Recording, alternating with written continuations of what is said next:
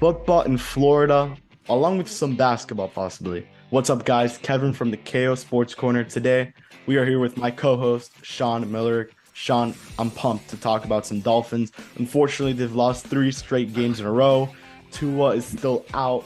Teddy Bridgewater went into concussion protocol but came back.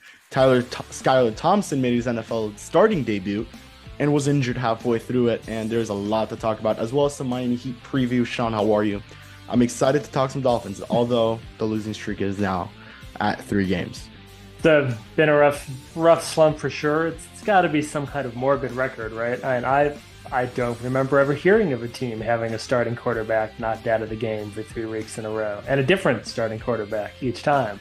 Yeah, so it's scary new territory to be sure. But I'm good despite that. But are the Dolphins? I guess that's what we'll find out. All right.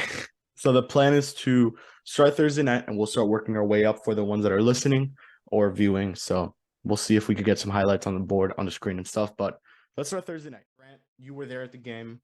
What was that like, just seeing Tua go down and maybe the stadium all of a sudden just going completely quiet after just seeing, this whole whiteout thing, the whole stadium, it was going to be a good game. Tua versus Burrow, first time, because the last time, remember, Joe Burrow was injured with the ACL, so we weren't able to see what could have been maybe a shootout, and it was kind of looking like it would have been this week, and Tua gets injured and concussed. So what was that like over there at the stadium? Yeah, I would say it's probably the second scariest moment I've ever seen at a sporting event. The first being Dan Castano getting hit in the head. Those both happened within like a couple months of each other, and the thing that's so similar between both of those is you could hear the smack in both situations. The second I saw Tua get grabbed in that position, I knew, like, because I had it in the back of my head all week, like, oh, what happened on Sunday against the Bills. Saw that happen, and I knew it was about to get bad really quick. Now to the point of where he had to go to the University of Cincinnati's trauma center, which is where Ryan Shazier went after he got paralyzed temporarily back in Cincinnati a few years ago. But it was definitely scary for sure. On the broadcast, I think they advertised it as a finger injury at first, correct? I believe they showed so. the fingers, because I got some text saying like, oh, 2 of his fingers are jacked. I'm like, it's more than just the fingers, because he went down right away. I mean, the Dolphins training staff sprinted out there. Mike McDaniel went out there pretty quick himself too, but you don't see that too often. I really appreciate how Mike McDaniel has his players back at all times. I feel like he's building a really good culture, really good player-coach relationship there, especially with his main quarterback. But I mean, they covered him right away. Some Bengals players started kneeling. That's when I was like, okay, yeah, this is pretty serious. And then the whole team went out there. I was sending pictures to you guys as to what was happening, because you guys didn't really have a lot of information in the commercial break. But the whole team was out there standing at his side. He got put on the stabilizer stretcher, got wheeled out. The whole stadium started chanting Tua. That was a really cool moment, a really good sportsmanship moment. We definitely don't want to see anyone hurt like that in that scenario. And Bengals Dolphins fans have had their moments, especially on Twitter over the years. But it was a really good moment of unity and seeing everyone come together. The game, like, it kind of got the life sucked out of it a little bit. Like, the Bengals started running up the score a little bit, and it didn't like feel as good. I wanted to see Burrow versus Tua. I mean, it didn't feel like that much of like a satisfying win, but a win is a win in the NFL at the end of the day. So we're 2-2. Huge for us going into a Sunday night game against Baltimore on the road. Baltimore wants revenge after what we did to them twice last year. And for you guys, it's definitely a game where you could drop. Obviously, you don't want to lose ever, but looking at your guys' upcoming schedule, that was a game you could afford to lose. And that's why I feel like a lot of the betting line coming into that game kind of favored the Bengals. It was a classic game where the Dolphins could have lost. And even with two, I think that you guys may have still lost, just because it's just how the NFL works in those weird ways. Tua gets injured. Xavier Howard gets out middle of the game. Just not a good game overall. This was just one that you kind of saw coming after Tua was out. I'm pretty sure these guys weren't even that excited to play after just seeing Tua getting taken out in basically an ambulance. He was taken out in the stretcher, then taken right to the University of Cincinnati's trauma center. You could see his hands with a weird motion. I'm not going to play that video. I'm not going to put that on the screen. It's really, really bad. And you could look at it on the Amazon broadcast, which showed it like 5 times in a row. But Sean, just quick, brief thoughts on Thursday Night Football, because I think there's a lot more important football to talk about these other 2 weeks. Well, going back to that, I mean, they're 3-0 coming into that, and honestly, I don't know they were that excited to play that game before it started. Yeah. It was brutal for both sides, Buffalo game, and really tough physical game. And I personally, I don't know where you stand on this. I hate Thursday Night Football, and I think the Dolphins have won more than they've lost, maybe in the last few years on that. But we have seemed to find a way around it. But it's just it's not the best product. These teams are beat up. You need a week, if not more, to recover from an NFL football game. I didn't want anyone that was banged up to play in that game, period. And that's not about because I thought Tua was concussed in the Buffalo game or not. I took it at face value for that game that it was his back and his ankle. And I'm like, you know what we don't need to do? Win this game. Let's rest everyone up and we'll beat the Jets the week after it, or we'll beat the Vikings. But they played guys, people not just Tua got more banged up in that one. Like you said, we lost Howard, but no, seeing that was that definitely took everyone out of the game, fans and players. That is one of those plays that makes you wonder why you watch this at all. It's such a brutal sport compared to all the other ones, and it was scary to see. And it sounds like he's going to be able to play this week, and just seeing him up and walking around, I mean, it's everything went through your mind when that injury happened, and wondering if we'd see him again. And it's great that it looks like we're going to be able to. And once again, we'll be seeing him under the bright lights on primetime Sunday Night Football against the Steelers. So, yeah, well, he gets knocked out on primetime, and he's coming back on primetime. So all eyes will be on Tua for this game. And they will see if, once he takes a big hit, let's see if he gets up and no issues, which I assume they will after, 3 weeks out. You're in the concussion protocol. You were just taken out of it before this game against the Vikings. But, yeah, this was a tough game. You would assume maybe with Tua, they would have had a bigger chance at winning, although Teddy kind of kept them in it. Unfortunately, defense really wasn't much effective there. I think that was the big issue. When you don't have Byron Jones and you don't have Xavier Howard, you kind of know where this is going. And Noah Igbenogany has not been the greatest draft selection of all time or anything like that, but he really hasn't even been able to hold his own. Besides this game against Minnesota here, a little bit he was able to hold it. But yeah, he kind of came into it a little bit. But yeah, definitely the wheels kind of came off once X was out. And because of that, freed up Jamar Chase and T. Higgins to be able to get away with a little more. But they were in that game, and they were in all of these, during this slump. You do kind of have the sense that if we had the same starting quarterback that the game started with, that ended the game. The same person who had done all the plays in practice that week and knew the game plan was able to execute it. They pulled off one of these. And I guess we're going to go through all the games, but just think about how different the narrative with this team would be if it was just one game different. If this was 4-2 versus 3-3, then we're 4-2. This is great. It's one of the best Dolphin starts in years. Hooray! But we're not, because we just have this freakish occurrence of losing 3 consecutive starters, and it's just, you can tell what a difference a quarterback makes in today's NFL.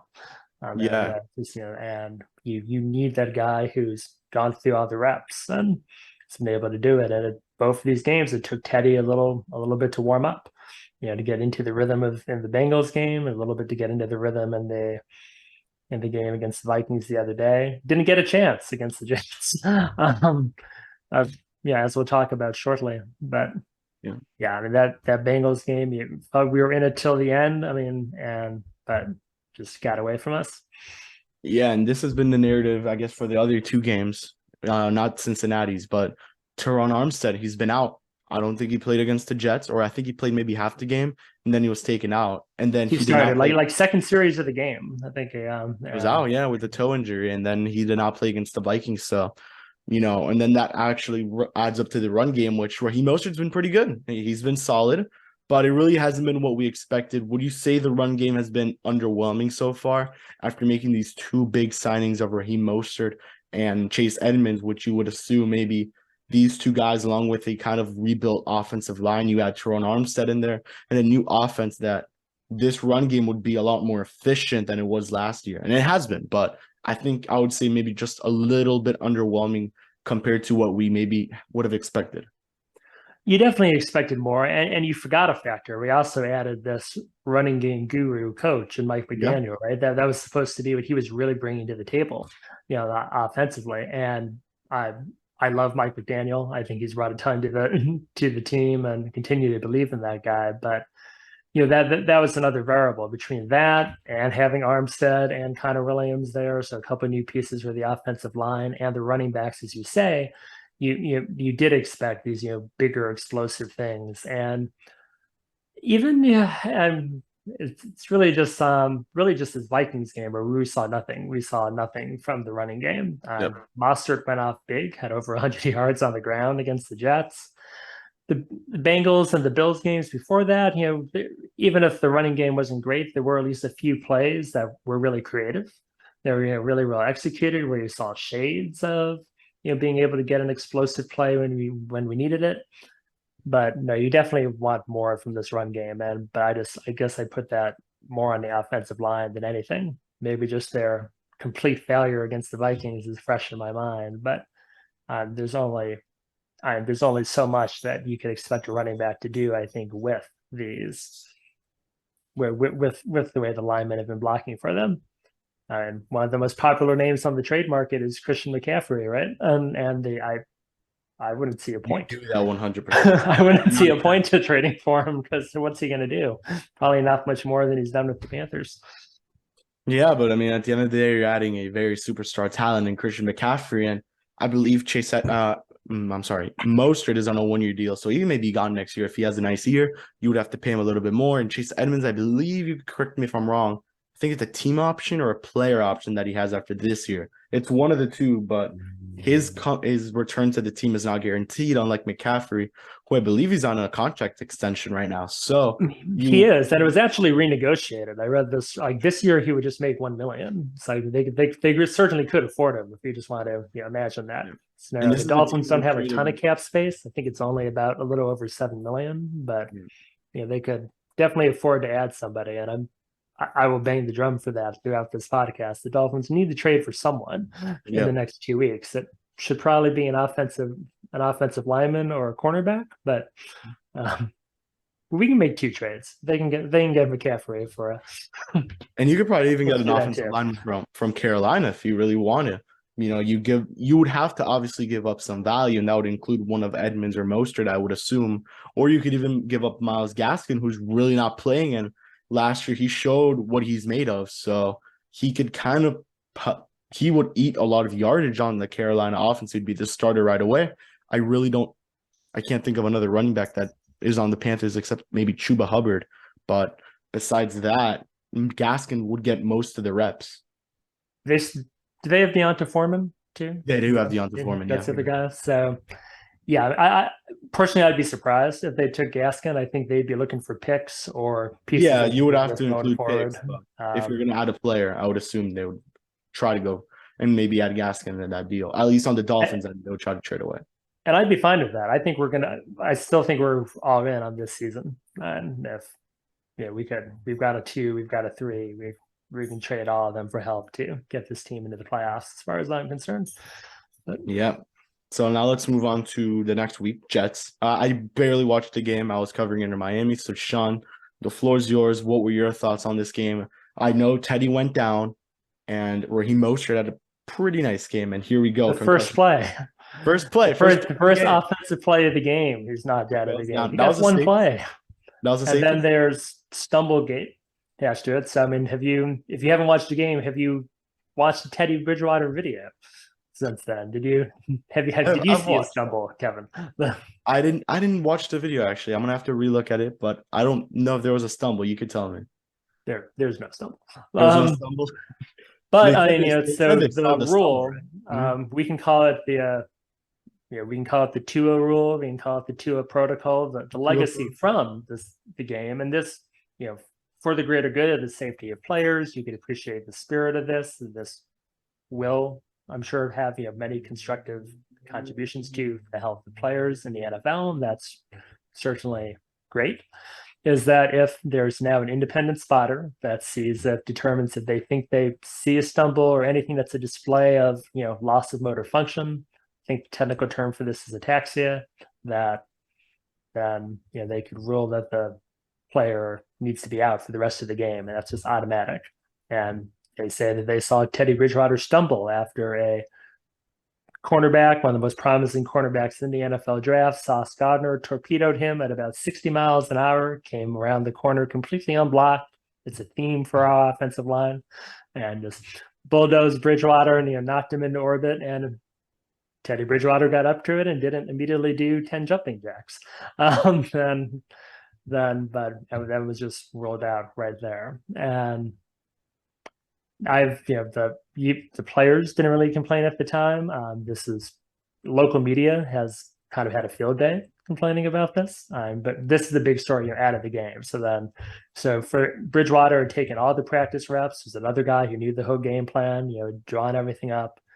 But then we don't have him, and we have Skylar Thompson getting his first first regular season NFL action. And, he's thrown in. Then the next series, Teron Armstead gets knocked out. So we don't have a Pro Bowl left tackle blocking for Skylar. We have this offensive line, blocking for him that we've worked with the last 1.5 games. And it was just, kind of open season on him. But still, despite that, the Dolphins were driving to take the lead in the fourth quarter. It was a 1-score game, and they missed the field goal in the fourth. But it was a little questionable to go for it, I thought. We could have gone up, I think, 20-19 at that point. It was a 19-17 game, and then it's a short field. Jets scored off of it almost right away. Dolphins went into desperation mode, and there's like 3 short fields in a row where we had, I think it was missed field goal, then strip sack, fumble, and then interception. And then turnover on downs, I think.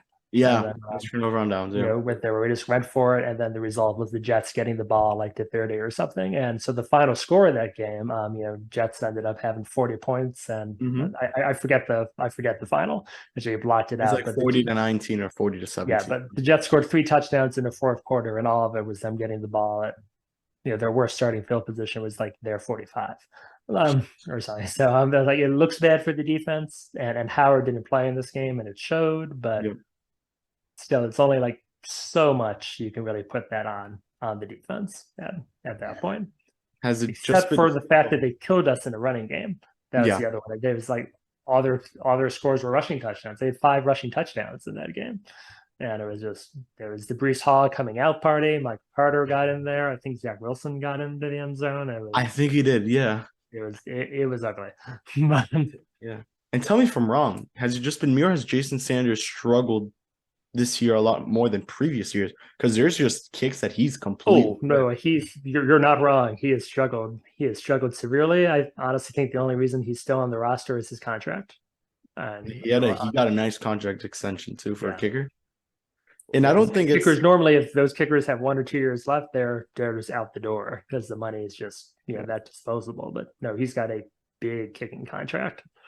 And he earned it. At the end of the day, he earned that contract because he was basically perfect until last season where he missed 1 field goal. But this year he's missed like 3 or 4 field goals. And I'll remember the Cincinnati game. I think he missed 2 field goals in that game where they could have taken either a comfortable lead or stayed a lot more into that game what they really were. So just going back to that game, Jason Sanders really been struggling this year. And now we go into this final game, which we're going to talk about, and then we'll preview Steelers, is the Vikings game where he also missed a field goal, which just a complete whiff. It wasn't even close. And that was after a 44-yard field goal. I found myself thinking, like, does he got the leg for this? Like, can he do that this year? Like, I was worried about him making a less than 45-yard field goal, and that just kind of, says it all. Whereas previous seasons, like, we're 55 yards away. Send in Jason. Easy, he's got this, and just got it. So now we look at this final game. I do say they did contain the running game until right at the very end, where Dalvin Cook broke out for that big touchdown. But besides that, I mean, the Dolphins' defense was solid. It was just the offense, which really just never got it going, Sean. I think that was the main key to the game, where they never got that offense going, but the defense kind of tried to keep them as much as they could in that game. And, you would have maybe assumed this would be one of those games where the defense would be running an all blitz, getting these sacks, these interceptions with Xavier Howard back, but it just looked like he wasn't 100%. The defense Kim was great in this. The Vikings' first Yes. 3 possessions were all 3 and out. Mhm. Just like shut out. They didn't get a first down in the first quarter. It was, in a lot of ways, it was their best effort of the season. But then, Howard was back, and Howard has definitely, struggled this year. You can tell he's probably still, feeling that groin injury, or hopefully we're not just at the point where he's aging, out of it and losing a couple steps. Hopefully it just is the injury. But it was when Nick Needham went out. There, I think it was the fourth or 5th series where Needham went out covering Thielen, and that's just, this secondary can't afford to lose another corner. Like you mentioned at the top, we've been without Byron Jones all season. This Dolphins defense system with all of our blitzes, it really depends on having 2 elite cornerbacks back there, and we have 1 banged up elite cornerback back there right now. And losing Needham, who's been one of the best Dolphin development stories in the last few years, honestly, picked him up undrafted, and he's a high caliber, NFL corner. He's great in the slot. And just when he went out, we had really no answer for Thielen. Howard, they had to start moving him all over the field to kind of deal with alternating between Thielen and Jefferson. Howard's really best when you can just give him a side of the field to just take away and let the other corners pick up the rest. And then that's kind of when Minnesota was able to pull away a little bit. But the running game, Cooks had that 153-yard touchdown one. Other than that, he was averaging 2 yards a carry. With they had him completely, shut down until that one run that came after that backbreaking Jalen Waddle, fumble. That was like 2 plays after that. So you obviously want your defense that you view as championship caliber to pick you up and get that stop, but these guys are human. That was really a blow. They had done that on the previous series, made that big stop to get us the ball back, and we were driving again in the 4th quarter, to take the lead and possibly win the game. And then that fumble happened, and 2 plays later, there goes Cook. Yeah, it really did suck. And you would put the blame on Waddle on this game, especially in that key moment of the game where he gets the ball. No. I would. I mean, that play was like an emotional blow, and he did kind of have 2 turnovers. There was also one of Bridgewater's interceptions in this. Waddle just like dropped the ball and did that thing where it pushed off his chest into 2 Vikings defenders, and they were able to, bat it up and come away with it. But no, I put this entirely on the offensive line. They gave up 6 sacks. On there was that one fun series where the Dolphins had 5 penalties, 4 of which were caught on the offensive line in a single possession. We'd have had a touchdown off of that easy. I think there were 2 occasions where we were down at the 1, and then the play to come back because someone one lineman decided to play receiver and run downfield. We got, I think it was 2 ineligible receiver downfield calls. I do believe that. Well, what the hell is that? Just stay where you are. It's not like there was a trick play or anything. I think that's entirely on the offensive line. We can pick on maybe Howard a little bit for giving up some plays in his coverage area, but Waddle's the distant 3rd, 4th if we count the fact that for the 3rd week in a row we lost our starting quarterback that we started the game with. Mike McDaniel seems like a smart guy, and he decided that maybe we just need a quarterback who can play the whole week of practice and then execute the game plan. And he put Thompson in over Bridgewater. But Skylar gets knocked out halfway through the game. So, I mean, it was really just a combination, just like, penalties. They had like 80, 90 penalty yards in this game. The Dolphins just played sloppy. If they played the perfect game like they kind of needed to, then they could have won this one easily. No, 100% agree. And you also have to think it's kind of difficult to adjust to an offense when you're running a new quarterback basically every week. And then the quarterback that you start with gets knocked out maybe in the 2nd quarter of the game, I believe, or very deep into the 1st quarter.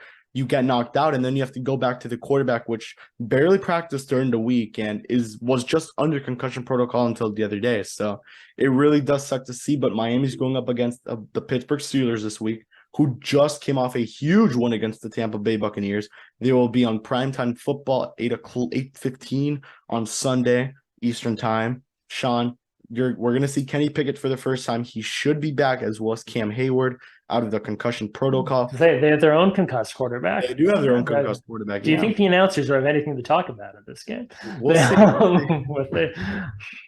But you look at Pittsburgh, just a team that comes off a huge win against the Bucs. What are your thoughts? What would be the key take going into this? Tua's back as well, so you must feel a lot better. And hopefully Terrell Armstead will be back for this game. And one question: is Byron Jones is back already, or he's expected? No. Byron Jones is not off the PUP list yet. He's eligible to come off, and he's still not fit to practice this week. Okay.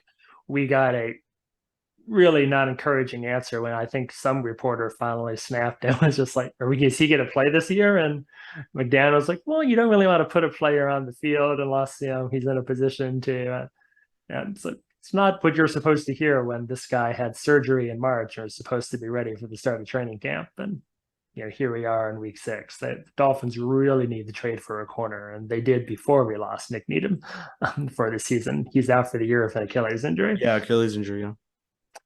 For the Steelers game, though, I mean, they did just have that big win against the Bucs, but the Bucs have been struggling, and Pittsburgh is not good. They're a terrible team. They're lucky to have 2 wins on the season. They're alternating between I think Kenny Pickett's a fun prospect, but is he going to play or not? Mitch Trubisky was a big factor in that game. That'll be interesting to see. But I think that Steelers have maybe the 3rd worst defense in the NFL. They've I think I looked this up. Only 3 teams have given up on more yards, and I'm sorry, only 3 teams have, in terms of offense, only 3 teams have less yards than the Steelers, and 2 of them have played less games. They've already had their bye week. Only 3 teams have given up more yards. I think they're the 2nd worst pass defense. In production, and we're getting Tua back. Hopefully, we're getting Armstead back. If Waddle plays, that's the one other thing we're going to talk about with the Vikings game. Is he looked like he hurt his shoulder late? Yeah, right there, and he said he's good to go. But if he's right on there, then I would expect the Dolphins to play well. One wild card in this game is that the Steelers' defensive coordinator is Brian Flores. So there's a little bit of a chess match there. I mean, that's gonna be a very nice story to watch. Student and the teacher with Josh Boyer and Brian Flores there, perhaps. Does Tua carve up Brian Flores' defense in a bit of a moment of revenge? Or isn't Brian Flores the defensive line coach or the linebackers coach? Or is he defensive coordinator now? I thought he was coordinator. Am I wrong on that? I believe he's the linebackers coach. But players respect him, and I guess he has to do something with the defense big time after seeing, what happened in Miami. Yeah, so I think he'll have some notes and pass along to the Steelers higher ups on how this cover zero, how Josh Boyer runs the defense, and so they might be able to expose us there. And also, Pittsburgh does have 3 pretty talented wide receivers, and you've seen in the Dolphins and all these games that they've lost, they're not that receivers did much in the Jets game, but when there are multiple star receivers on the field, we've struggled to handle that. Whether it was Jefferson and Thielen last week, whether it was the mix of Elijah Moore, Corey Davis, and Garrett Wilson the week before, or going back to the Bengals, obviously they're superstars. They could spread us out there, especially if we stay as thin as we are at cornerback. If we don't hear about some acquisition or miraculous return to health, in the next couple of days, that concerns me a little bit, honestly. But if our starting offense is out there, I would, and this is a home game too for the Dolphins, I would think that we'll be able to get back in the win column and get back above 500. And I believe this is Mika Fitzpatrick's homecoming game. He's coming back to Miami for the first time since being traded, I believe. Is he going to play? Is he healthy? Is he healthy? I mean, he was not last week. He wasn't ours, so I mean, if he does play, this would be his first game back in Miami since since being traded over there. And That's because I know their secondary's been banged up as well, so it's another chance of the Dolphins to play a banged up secondary. But yeah, I yeah, believe. so their top three corners and Fitzpatrick were out for the Bucks game that they won, which just says something about where Tom Brady's head's at, I guess. Yeah. The Well, yeah, Pittsburgh is I don't know the severity of the injuries. I don't know yeah. if they'll So play or not. Pittsburgh right now finds himself 2-4, last place in the AFC East, which is a very good AFC East, currently led by Baltimore and Cincinnati, but Cincinnati doesn't have the tiebreaker just due to them being 0-2 in the division. And Miami's 3-3, obviously, the same record as the Bucks. So, Sean, before we move on to some Miami Heat talk, who is your MVP for this game against the Dolphins and the Steelers? Who's maybe the key player, the guy to look out for, and then the MVP? Key player is going to be Teron Armstead. If we have, If he's there, yeah. if we've got our star tackle back, I honestly think that him playing the whole game would be more important than who plays quarterback. If like give me Tua or Teddy, and Tua is better, and I'm thrilled that Tua is back. Let me make that clear. But if the same starting quarterback that takes all the snaps in practice this week plays the entire Steelers game, then I think we'll win. If we have a one-star offensive lineman, but who I think will actually like rack up the stats and be the MVP of the game, then I'll just I think we just got to give it to Hill. He's on this ridiculous pace of he's on pace to break the receiving record, right? Yeah, double-digit receptions. Like what does he already have? 3 games this year with over 150 yards receiving, or something like that, right? Something we've never seen from a Dolphins receiver.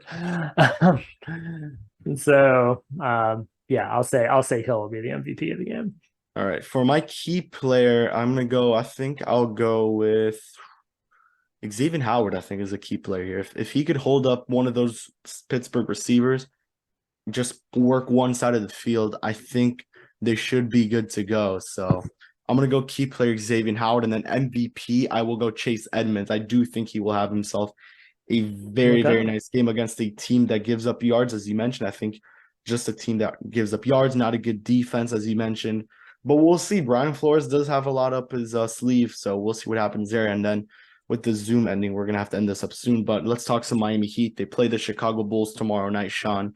How are you feeling about this team? A team that really did not make a single free agent signing. What they did was bring back Victor Oladipo, Caleb Smith. They're running this thing back essentially, but lost out on PJ Tucker. So, and they drafted Nikola Jovic. And now we're finding out that Victor Oladipo is injured and will be out tomorrow against the Chicago Bulls, as well as Omer Yurtseven, knee injury for Victor Oladipo. And I'm not sure what it is for Omer Yurtseven, but I'll look for that now. But your thoughts on the Heat and their matchup against Chicago tomorrow, as they go up against Goran Dragic, DeMar DeRozan, Nikola Vucevic. That team looks pretty good, and they look like they definitely will be a better team than they were last year, because they did hold up the Eastern Conference at the start of the year. Well, I know it's always something to Oladipo. And I know that at some point in the post game, there'll be some sad comments from Goran that'll make it sound like he wishes he was back with Spo in Miami. Because you always count on him for that too, since he's left here. For this season, and it's funny that it's the Bulls. I want to say it was the Bulls that the Heat played in when the 2007 season opened up. And it's like where I'm going with this is like that was the last time I can remember the Heat just to this extent. I feel like just running it back, entirely without that kind of major addition that really made you think that we were changing something up. With there to make a run or even to defend. Like even during the LeBron years, we were always adding pieces. We were tacking on Mike Miller, we were tacking on Ray Allen, we were adding Adam Battier, and so with this, I've thought about that season a couple of times. Like, did we do enough? Am I comfortable running this group back? It was weird. Yeah, it's just uncharacteristic. But I think that if any organization has earned the benefit of the doubt, it's this one. Yeah. If they're, see all the ESPN talking heads happy to pencil us in for, maybe fourth at best, if not, if not fifth in the Eastern Conference. And, you look at this and it's, haven't you guys learned anything from this? Of course we're gonna, of course we're gonna be one of the top three teams. It's not the one seed, because there's not a team that's gonna work harder day in and day out and grind away, and they'll get it done. Do I think we're gonna make a run for the finals? No, but I think we're gonna be better than everyone projects us to be. And then that makes the projection again. And people have to keep in mind that this is a team that was one shot away from the NBA Finals, literally one 3-pointer away that Jimmy Butler missed. And just to look up the injury report that the Miami Heat Twitter post, it is Omer Yurtseven with a left ankle soreness, and Victor Oladipo is described as a left knee tendonitis. So we'll see how long Victor takes to come back from that injury. But we look at this Heat team, they did lose a big piece in PJ Tucker. This is really one of the pieces which would allow you to spread the floor, provided some of the best defense on the team. And now really that power forward void is not filled up. So who do you think could fill that up, Sean? Who is that guy you believe would be the man to suit it? There's obviously Caleb Martin, who's been spoken of a lot. He really joined that team on that two-way deal and really came on the scene and has just been amazing for this team. And then Max Strus has mentioned many times that he would not mind playing power forward, which I find extremely interesting, just with not how small he is, but just probably the lack of experience he may have there, maybe never playing that position before. And then finally, you could even throw in Jimmy Butler into that conversation and maybe throw him in there. Or the wild card of wild cards, Nikola Jovic makes his NBA starting debut at that power forward spot, which would be an absolute shocker to me, at least. I think we're going to see Spo try all these. But there, he's a bit of, he's a bit of a mad scientist with the lineups. The only one I guess I'd push back a little bit on is Butler, just because I think I recall him giving an interview where he was just kind of like, "No, I'm not a power forward." With their something that is pretty much those exact words. But Spallestra's going to tinker with the lineup. He's going to figure out what works. And one other thing as far as bringing someone in is that, with the NBA, and it's not just the Heat thing, it's always, we're really only talking about, it's a tale of two seasons, right? Because, something's going to get done at the deadline. It wasn't all about making a move, this summer. The Heat will, tinker with lineups up to this point, and then they'll go and bring in that guy. We've heard a lot the last, few weeks about Jay Crowder would love to come back. Yeah. I think that's still, I think, that's kind of where I can see it ultimately going, is that Riley will just figure out a way to get that done at some point if he feels that we need the help, to bring a guy in, and he likes bringing back his guys, when possible. If they already know how Heat culture works, then that's all the better. We know there'll be no waves. So I think something like that will happen. But until then, and everyone you said, we can have 4 different lineups in the first 8 games. Yeah, and I think this is where we're going to end it. If you guys want to check out Sean's work, it is on the KO Sports Corner. The link is down below. It's on the website. His recap on the Dolphins-Vikings game will be dropping at some point this week, as well as the preview of Sunday Night Football with the Steelers heading down here to Miami. And then I'll probably be doing some Miami Heat articles throughout the season itself. My most recent one is talking about who should be the power forward and how will they assess that need. I did mention Jay Crowder as a trade option. Let's just see if Miami has the ammo to give up to get Jay Crowder. That's, I think, would be the biggest issue there. Duncan Robinson would maybe be a hot name, but I don't think they really would want to keep a contract like that or give it up in terms of, Phoenix receiving that type of a contract when you're giving up a pretty similar contract, I would say, or something decently close to that. So here we will end it. Sean, thank you for hopping on as always. We will be back next week talking Steelers, Dolphins, previewing then the week after. From Sean and myself, we'll see you guys all in the next one. Peace out and go PHINS.